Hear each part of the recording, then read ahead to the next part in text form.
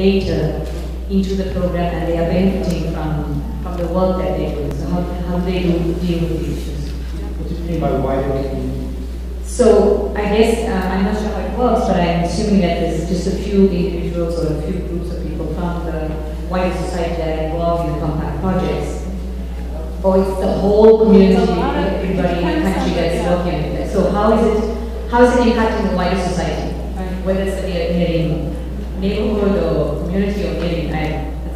Well, I think I'm going to also put you on the spot this time on this one, but maybe just to kind of respond or set some context, because globally compact is different in each setting, but we're always talking here about a landscape. And in the case of for example, Sian-Khan Biosphere Reserve and World Heritage Site in Mexico, it's quite a large landscape. There are an awful lot of actors, and again, having visited in the field, and Terrence knows this work well, there's a great deal of stakeholders and actors involved who are engaged, and I think because of the processes that have been put in place over time, Compact is identifying or hearing from these stakeholders the different issues. So for example, in Mexico, an emerging issue, as it is in lots of places, is food security. And so they're responding to that. So it's kind of over time, new actors come into play. How does it go beyond that to, you know, a broader scale? Well, again, in the case of Sian-Khan Biosphere Reserve, now they're starting to be engaged in efforts at the level of the peninsula. The Yucatan Peninsula, and it's very collaborative, and it's bringing in a lot of different donors, not just Compact and SGP, but private foundations and many different stakeholders in that broader area. So I think it can scale up that way. I'd like to ask Balloon, again, as a national coordinator, also to speak to that question. At site level, we work with local body, local constitutive body, which gave many stakeholders in the site or in the region, and these stakeholders work also in other sites, so we can have exchange with other partners in other region, and Compact and Jeff Small Grants Program, the Jeff Small Grants Program, work at national level, and we try to apply the compact approach in our other focus, geographic focus site in SGP. So we have to, we can have many exchanges at national level and at international level as well. Thank you very much. Okay, I think we're going to we'll have more time for discussion and questions at the very end, but I want to turn this over now to Verena Trebert to speak about Go for BioDiv. Thank you. Okay. Thank you, Jessica. Thank you for the invitation to present the International Youth Forum Go for BioDiv for this workshop. You might not directly understand why we are here, but just to give you a clue, it's about bringing the voice of youth to an international level, and especially also the youth of local communities and local communities in the heritage side, but you will see. It is Go BioDiv is taking place in parallel to the Convention on Biodiversity Conference of Parties, and the first time was in 2008, then in 2010 in Japan, and now in 5 weeks in India.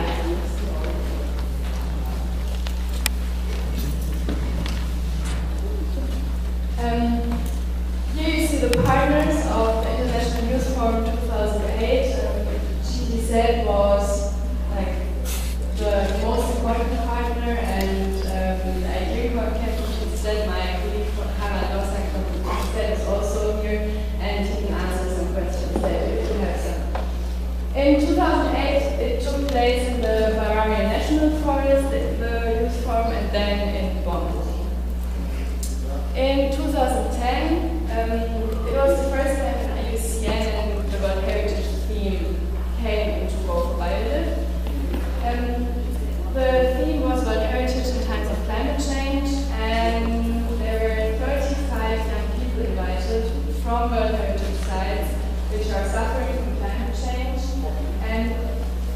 the voice of those young people who really feel the consequences of climate change in their side, and also who can tell what it is, what it means to live next to a heritage site or to work with a heritage.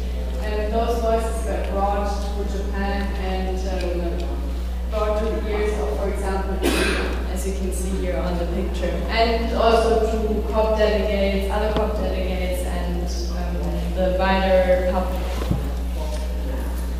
Now it gets much more exciting because this is what's going to take place in India in 5 weeks. You see 35 young people, they are all coming from marine sites around the world. 25 of them are coming from World Heritage marine sites, and the other ones are coming from the coastal states in India. Our most important partner this time is Wildlife Institute of India, so we really have a local link there in India this time when we go to the top. What is it actually about? So the first thing is you have to find the young people. Who should go there? Here we see a few pictures of, two pictures of young girls. On the upper right is Maria from Isla Valdez in Argentina. She is a photographic researcher and she researches on whales. And she was selected with the help of the World Heritage Site Management. On the bottom you see dancing girls. They are actually friends of Vienna. Vienna is representing Hawaii in this forum. And they are sending us now already their creative contributions.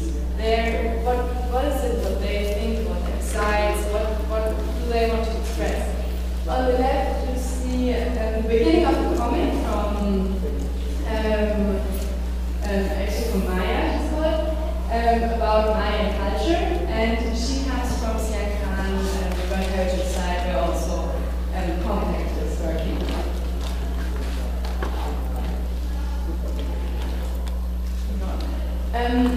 Here you see the Sundarbans. Sundarbans is the world's largest mangrove forest in the world, in India and Bangladesh. The 35 selected young messengers will go to the Sundarbans and live there together with the forest guards in a camp for 10 days and have workshops together, exchange ideas, develop declaration, and really prepare for going to the big international conference. Then at the international conference, we hope to have the possibility to speak in the high-level segment. It's not yet clear, but for sure you're going to have some panel discussions.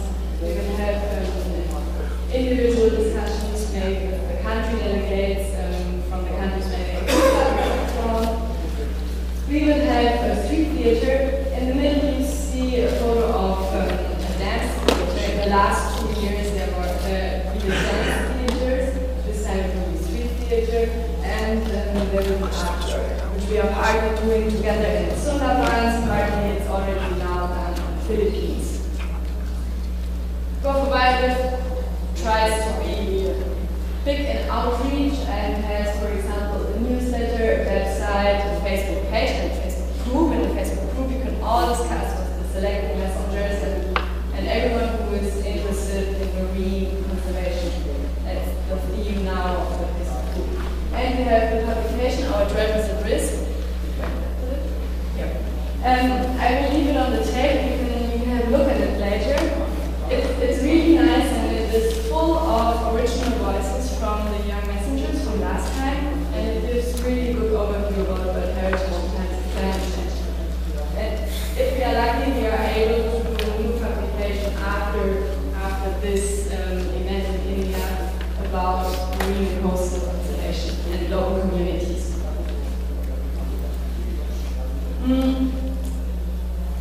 Why do we actually do it? On the one side, we want to have impact actually on the conference, but also it's really important the exchange between the young people. That's really impressive when you see they are all coming together and how how different backgrounds they have, but still they find a common ground and really can work together during those 10 days. So it's really impressive. I've been a participant myself in 2008, and yeah, now I'm here. I kind of stayed attached to this event. But it's also the idea is that the people who have been selected go back to their communities or to where they came from and bring the ideas they developed back home. Here we see Gabita from Libya, and she actually then spoke about what she had learned in the university. She founded groups, and she's now working with GIZ actually in Bolivia. And this is Monica. She's really good expressing the idea why the voice of the youth is so important. And I also selected her here to be represented because she got to see, after returning from the Gulf, she got selected to get the Tourism Springbok Award, which is a really nice award for park rangers in Namibia. And here we see Alan. He's coming from Siakan, which is the compact site. And his success is that he really got attached to World Heritage and UNESCO now. And I was with him. You see us on the right side. Just 2 months ago, we were in Russia and we were the representatives of IUCN and the youth model. And looking into the future, here we see Peter from Palau. Palau is a newly awarded World Heritage Site, Marine World Heritage Site. And when you read her comment, you see that the people, the communities are really attached to their site and to the ocean, which is for people who are not coming from the coastal sites or who are, like me, I'm coming from the city. We can't imagine how much the ocean really means for those people. And we're really looking forward to hear more from all of them in India. And here's someone really special. It's Marlon. He's coming from the Belize Barrier Reef. And his participation is possible because the Compact is supporting him. And we are really, really thankful for that. And his personal story is really interesting. He's coming from fishers community, and he used traditional fishing methods, which were partly harming and partly illegal. And he learned about it, and he learned also about marine biology. And actually, he's now working as a marine biologist for Thailand. And he already sent lots of pictures about his life, and I think he's really looking forward to meet all the other young people, and he's coming together with Leonel actually, and Leonel is working for Compact in Belize, and Leonel will give a workshop in India. So we have 2 persons from the Belize Barrier Reef, thankfully coming due to the support of Compact. We are really thankful for that. How can I more say that? Thank you, and I hope this gave you a little bit of impression about how World Wildlife tries to bring the voices of the youth to the international level and also local communities.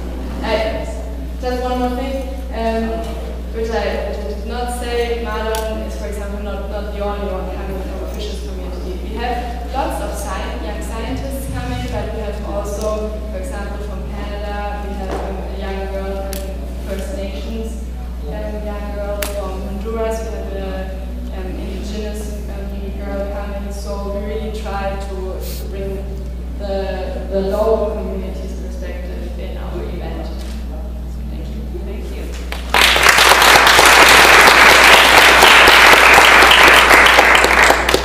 So, not being too bad for time, we have about another 35 minutes. We have 2 discussants, one from the World Heritage Center and one from the IUCN Global Program of Protected Areas. I think we'll open it up for a couple of questions, clarification. I would just say that the youth theme, the UN system has become incredibly important since the UN Secretary General has prioritized it. So Go for Biodale, I think, is a trailblazer, and hopefully we'll see other similar new initiatives. And I don't know what percentage of compact projects we have with youth, but I think it's a fairly significant percentage. And all of the sites we work with schools and campaigns and murals and so on. So questions, clarifications?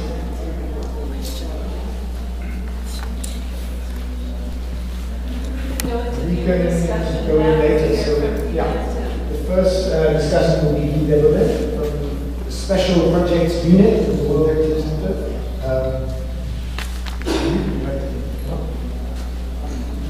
Okay, thank you. Thank you, Terence, for inviting me to this meeting on this important topic. For the World Heritage Convention, as a convention, it's not so easy for us to engage with the local communities because, of course, our natural environment is the state parties that are members of the convention. Sometimes they're very far away from the communities. But I think if you look at the history of the convention, there has been a growing interest for the issue of local communities. This year we have the 40th anniversary. 10 years ago at the 30th anniversary, the committee identified some strategic objectives for the convention under the 4 C's. And only 5 years later, I think 2008, the committee added a 5th C on communities as a 5th strategic objective. So I think this reflects the importance, the realization amongst the World Heritage community, being state parties and the Secretariat and the other actors, that this is a very important theme. And this year, the 40th anniversary, the theme of the 40th anniversary is World Heritage and Sustainable Development, where this theme of local communities, indigenous communities, is very important. And we have had several events and workshops and meetings during the year in the different regions, which often had as a theme specifically the issue of the engagement of local communities. And we'll have another workshop next week in Denmark, which will look specifically at these issues which Nigel was talking about in terms of rights issues and indigenous people. So the theme is, I think, very much on the radar screen of the World Heritage Convention. I think there is also a certain evolution to see, which I think was also already mentioned several times in several meetings that happened at this Congress. You know, when the 1972 when the World Heritage Convention was started, really the idea was we need the governments to protect these places, and so their capacity need to be strengthened to manage these sites. That was basically the basic philosophy. I think more and more the realization that, well, the communities actually sometimes are threatening the sites, so we have to work with them to ensure that the sites are preserved. More recently, sometimes with a lot of new challenges coming to the convention, with all kinds of new development issues arising in the world, more pressure from mining and other extractive industries or other large development projects. I think also the realization is growing that in fact perhaps the local communities could be the best defendants of the sites if there is a good relationship with them. And so I think the compact experience is very important, because I think in many cases site managers across the world try to work on, everybody I think is trying to work on engaging local communities, but sometimes people are struggling on how to do it. And I think the compact approach has very valuable lessons for all the World Heritage sites in the world. I think one of the very interesting aspects of compact is that it has been a long-term approach.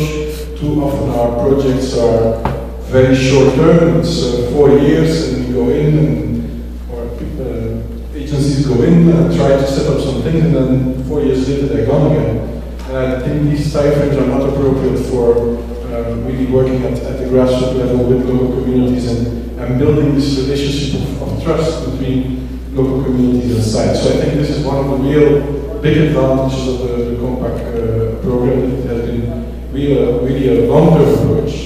And so I hope that the reflection you are currently undertaking on the lessons learned of this approach, we really have to discuss together and look further at how we can bring this lessons learned to the larger World Heritage community. I think one of the big steps forward in the convention has been also that through the periodic reporting exercise, which is an exercise where state parties report on the state of conservation of their sites.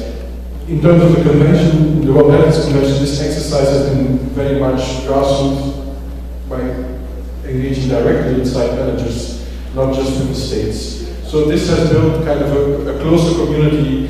So the World Heritage Center is now talking to the states, but has also a kind of a direct relationship with site managers across the world. And I think this is a big opportunity to use, to further build this network and to use it to disseminate lessons learned, including on this important issue of local communities. So this is what I want to say. Thanks, Steve. Before we leave, ask you a question. Well, just to say that in terms of the replication of the compact model and this connection to the growth of guidance, we're looking at maybe having ways in which we could have the equivalent of the local coordinators we've heard from, like Bonifacio, maybe a youth UNBs or